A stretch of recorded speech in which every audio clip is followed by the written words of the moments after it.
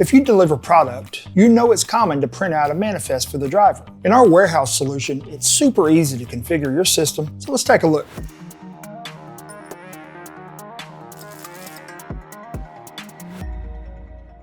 Hey there, Zach with Fast Tracks here, and today I want to show you an easy way to keep your delivery drivers organized when using our warehouse solution. If you deliver product, either to your own stores or customer stores, you know it's common to print out a manifest for the driver.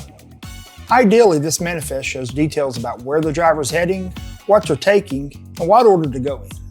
In our warehouse solution, it's super easy to configure your system to handle this and more. In Warehouse, we're going to navigate to Maintenance and then head to the Delivery Routes tab. From there, the first thing you're going to want to do is add in all of your normal routes.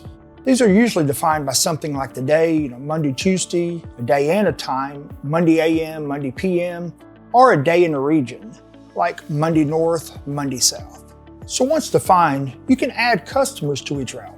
You can use either the drop-down list to find them, or click the search icon to look them up by name.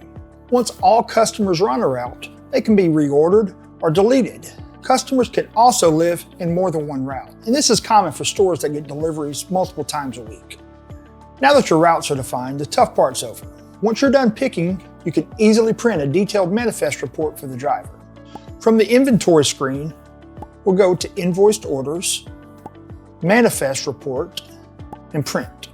So you'll be prompted to choose which route you want to print. The report will be sorted by delivery order and show the orders included. Depending on your preferred format, it'll also show details like the number of containers, item count, totes, etc. So hopefully this will help you streamline your operation, keep everyone more organized. Until next time, take care.